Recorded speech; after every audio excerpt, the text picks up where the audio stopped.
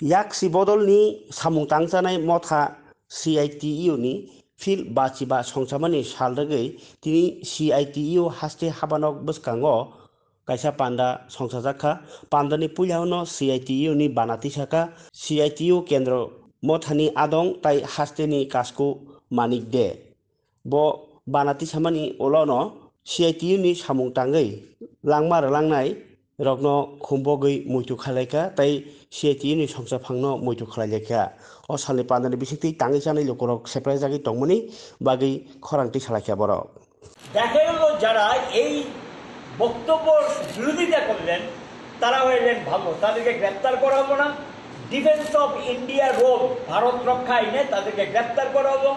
গ্রেপ্তার করে অনেককে জেলে ঢুকিয়ে দেব 1962 সাল গেল 1962। এরপরে চীন ভারত যুদ্ধ বন্ধ হলো, শান্তি ফিরে আসলো এবং আলোচনায় বসলেন। এ কথাই বলেছিল যে আলোচনার মাধ্যমে সমাধান করো, যুদ্ধ সমাধান দেয় না, যুদ্ধ জীবনহানি ঘটায়, যুদ্ধ ক্ষতি করে, যুদ্ধ সমাধান না, যুদ্ধ না করে আলোচনার মাধ্যমে সমাধান চায় এবং এটা দিয়ে কোনো সমাধান আসে না এবং সেখানে রাষ্ট্রের ক্ষতি হয়, দেশেরও ক্ষতি হয়। কিন্তু কোনো যুদ্ধ আবার অনিবার্য হয়ে যায়, যেমন আত্মরক্ষা করার জন্য সেখানে তো ব্যবস্থা নিতেই হবে, সেটা আলাদা বিষয়। 1965 সালে আবার ভারত পাকিস্তান যুদ্ধ, সেই যুদ্ধের সঙ্গে একটা অংশকে বলতে শুরু করলেন তারা নাকি পাকিস্তানের দালাল। এই কথাবার্তা বললে একটা নেতৃত্বর একটা ভাবে ত্রিপুরার জন্য যারা নেতৃত্ব ছিলেন 1962, 1965 কমিউনিস্ট পার্টির যারা তৎকালীন নেতৃত্ব ছিলেন তাদের জেলে যেতে হয়েছে, তাদেরকে গ্রেপ্তার করা হয়েছে, তাদেরকে রাজ্য রাখা হয়নি, ভারতবর্ষের অন্য জেলে তাদেরকে স্থানান্তরিত হয়েছে। গেল 1965। 1966 সালে নির্বাচনের মধ্য দিয়ে সাধারণ যে নির্বাচন, কিছু রাজ্যে অকংগ্রেসি সরকার তৈরি হয়। পশ্চিমবাংলা, উড়িষ্যা, এই ধরনের ভারতবর্ষের বেশ কয়েকটা রাজ্যে অকংগ্রেসি সরকার তৈরি হয়। এটার মধ্য দিয়ে আন্দোলনের একটা নতুন বিকাশ, একটা নতুন সম্ভাবনা মানুষের মধ্যে তৈরি হয় 1966 সালে। এটা তৈরি হওয়ার পর তখন কমিউনিস্ট পার্টির মধ্যেও দেখা গেল নানা প্রশ্নে কিছু বিতর্ক আসে এবং শ্রেণী সমঝোতার পথকে একটা অংশ গ্রহণ করে আর অংশ সেখানে শ্রেণী সংগ্রামে তারা তাদের চিন্তা ভাবনাকে নিশ্চিত করার চেষ্টা করে। এই নিয়ে কিছু বিতর্ক তৈরি হয়। এই বিতর্ক চলতে থেকে আপনারা জানেন একটা সময়ে এই বিতর্ককে কেন্দ্র করেই 1964 সালে সিপিআই ভেঙে সিপিআইএম তৈরি হয়, ভারতের কমিউনিস্ট অফ ইন্ডিয়া মার্কসিস্ট তৈরি হয়। তারপরও চেষ্টা হয়েছিল যে দুটাকে ঐক্যবদ্ধ রাখা, শ্রমিক আন্দোলনে যাতে বিভাজন তৈরি না হয় ঐক্যবদ্ধ রাখার জন্য।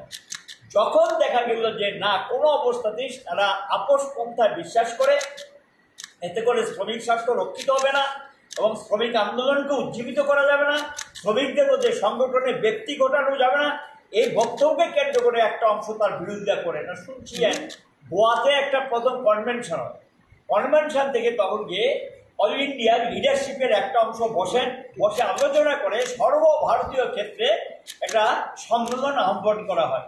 সেই সম্মেলনটা লোকে উল্লেখযোগ্য একটা সম্মেলন, যেটা কলকাতার রঞ্জি স্টেডিয়ামে এই সম্মেলন হয়। আমার জীবনে সৌভাগ্য হয়েছিল এই 1970 সালে এই সম্মেলনে উপস্থিত থাকার। বয়স খুবই কম, সম্ভবত 18 কি 19 হবে, বোধহয় সম্ভবত বয়স 19 বোধ হবে বয়সটা মনে হয়, এই এরকমই হবে বা 20 হতে পারে, এটা আমি এত হিসাব করিনি।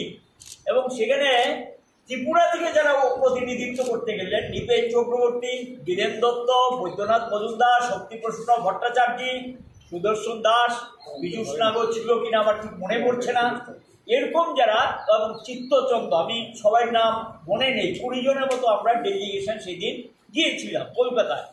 এবং সে কি বিশাল ব্যাপার, গোটা ভারতবর্ষে শ্রমিক সংগঠনের যারা নেতৃত্ব ভেঙে পড়েছে, জায়গা দেওয়া স্থান নেই।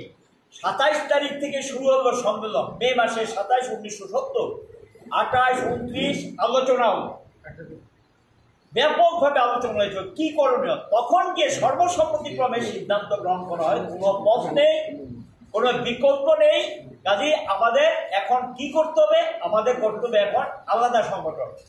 সেই সংগঠনটা আত্মপ্রকাশ করে 30 তারিখে গিয়ে সর্বসম্মতিক্রমে সিদ্ধান্ত গ্রহণ করা হয়।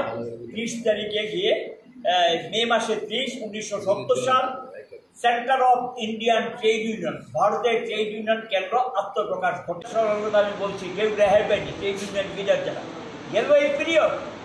তারপরে গিয়ে ভারতবর্ষে গিয়ে ধীরে ধীরে শ্রমিক আন্দোলন আবার নূতন করে চটকলের ধর্মঘট, স্টিল ইন্ডাস্ট্রির ধর্মঘট এবং সুতাকল শ্রমিকদের ধর্মঘট, কাপড় কলের শ্রমিকদের ধর্মঘট, এগুলি সমস্ত ছিল মালিকদের বিরুদ্ধে ধর্মঘট। এই ধর্মঘটগুলোর মধ্যে ভারতবর্ষে একটা শ্রমিক আন্দোলনের নূতন সূচনা হয় এবং সেই দিন ভারতবর্ষে দাঁড়িয়ে সিআইটিইউ প্রথম বলেছিল নিজের শক্তিকে বাড়াও। কমরেড বিটি রণদীপের আহ্বান, যে একদিকে প্রথম বললেন নিজের শক্তিকে বাড়াও, শক্তিকে সংহত করো, আর যতটুকু সম্ভব চেষ্টা করতে হবে শ্রমিক আন্দোলনকে একটা ঐক্যবদ্ধ জায়গায় নিয়ে আসার জন্য। শ্রমিকদের যদি ঐক্যবদ্ধ করা যায় আন্দোলনটা ইজি হয় এবং সে আন্দোলনের মধ্য দিয়ে আদায় করতে সুবিধা হয়। মালিকরা চাইবে বিভাজন, আমরা চাইব কত বেশি শ্রমজীবীদের ঐক্যবদ্ধ করা যায়। এই আইডিয়াটা ছিল কমরেড বিটি রণদীপ সেদিন বলেছিলেন এবং এটাকে কেন্দ্র করে 1984 সালে প্রথম সিআইটিইউ সাহসী পদক্ষেপ নিলেন, ভারতব্যাপী একটা ধর্মঘট ডাকলেন।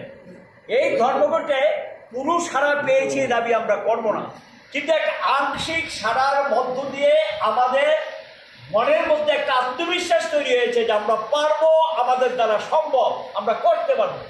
এই আত্মবিশ্বাস আমাদের তৈরি হয়েছে এবং লড়াইটাকে সেখানে আরও বেশি শক্তিশালী করার জন্য শ্রমিকদের মধ্যে আমাদের সংগঠনের চিন্তা ভাবনাটাকে পৌঁছে দেওয়ার জন্য আমরা চেষ্টা করি। 1984 পর ধাপে ধাপে আন্দোলন চলতে থাকে। আপনারা জানেন নরসিমহা রাও ভারতের প্রধানমন্ত্রী 1991 সাল 1 জুলাই হঠাৎ করে তিনি ঘোষণা করে দিলেন ভারতবর্ষে এখন থেকে উদারীকরণের নীতি চালু হবে।